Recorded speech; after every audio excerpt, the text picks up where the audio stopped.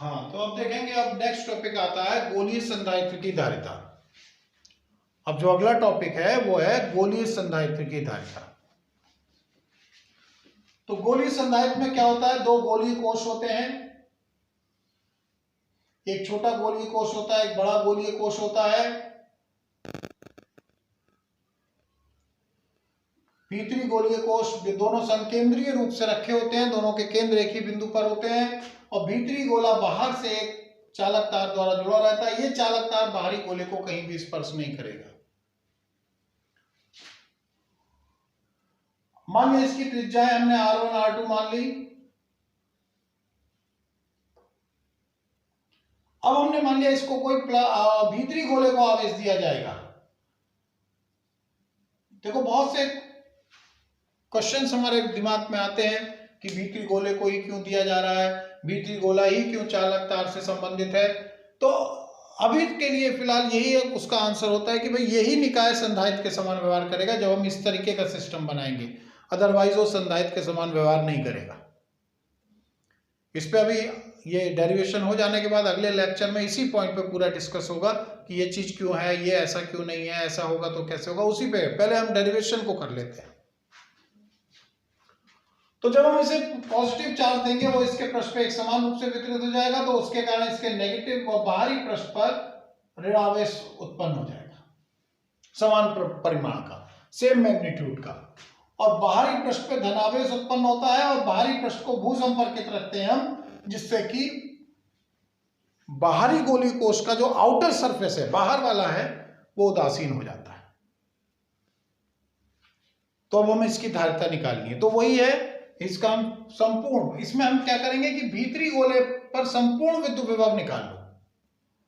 एक इसका भी है, इसके भी मेथड हैं, दो मेथड है। एक मेथड जो मोस्ट एक्यूरेट हम कहेंगे, बहुत एक्यूरेट मेथड है, वो उसमें इंटीग्रेशन वगैरह हम यूज करते हैं, उसको हम ये नहीं बता रहे हैं यहाँ पे हम पहले सिंपलेस्ट मेथड से बता रहे हैं, उसको भी डिस्कस करेंगे बाद में। तो इसमें ये बात हो गई कि पहले हम हमारा डेरिवेशन इस तरीके से चलेगा कि भीतरी गोले पर संपूर्ण विभव निकाल लो कितना हुआ। तो उस पर दो विभव डेवलप हो रहे हैं, एक तो अपने आवेश के कारण और दूसरा बाहरी गोलीय कोश के कारण। तो भीतरी गोले पर, लेकिन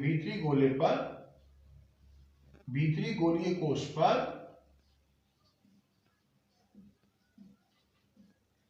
विद्युत विभव पर स्वयं के आवेश के कारण विद्युत विभव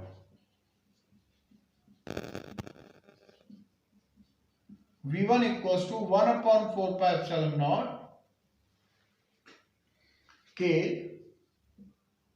इंटू Q/R1। और बाहरी गोलीय कोश के कारण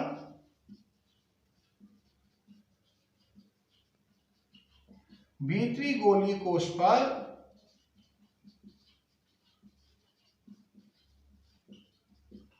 उत्पन्न विद्युत विभव। बाहरी गोलीय कोश के कारण है V2 is equal to 1/4πε0 K minus Q/R2,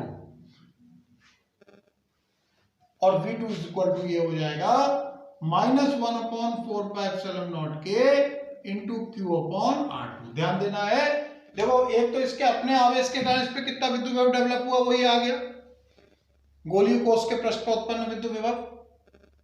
दूसरा, बाहरी गोलीय कोश के कारण इस पर कितना विद्युत विभव उत्पन्न हुआ। हम पिछले आर्टिकल में पढ़ चुके हैं कि गोलीय कोश के कारण उसके भीतर विद्युत विभव वही होता है जो पृष्ठ पर होता है, तो इसके पृष्ठ पर कितना होगा वही अंदर भी होगा।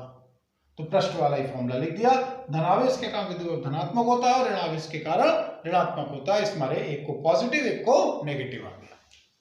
तो इसलिए संपूर्ण विद्युत विभव कितना हो गया,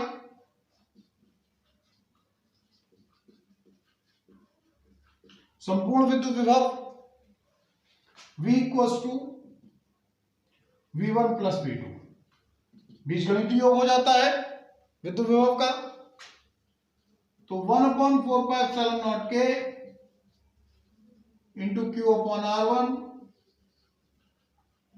minus 1 upon 4 pi epsilon nought के इंटू क्यू अपॉन R2। तो 1 अपॉन 4 पाई एप्सिलॉन नॉट के into Q upon R1 minus 1 upon 4 pi epsilon nought के इंटू क्यू अपॉन R2। तो Q upon 4 pi epsilon nought के common हो जाएगा 1 upon R1 minus 1 upon R2।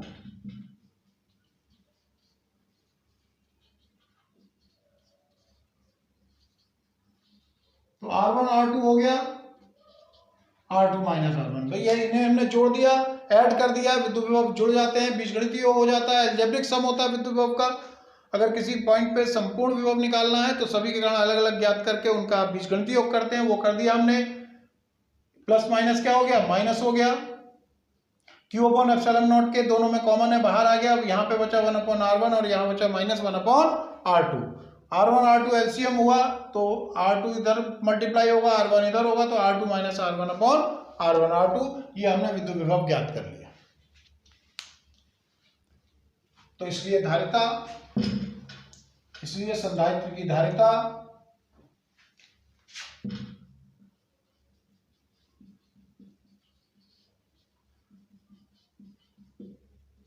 C equals to Q upon V।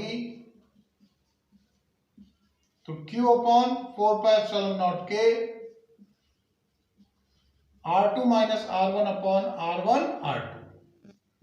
Q से Q cancel हो गया, 4 pi epsilon nought के R1 R2 upon R2 minus R1। ये आ गया गोलीय संधारित्र की धारिता। ये न्यूमरेटर में चला गया, ये भी न्यूमरेटर में चला गया। इस तरीके से हमारे पास वैल्यू गोलीय संधारित्र की धारिता का फॉर्मूला हो गया C equals to 4 pi epsilon nought के R1 R2 upon R2 minus R1। इस तरीके से ये टॉपिक हो जाता है गोलीय संधारित्र की धारिता।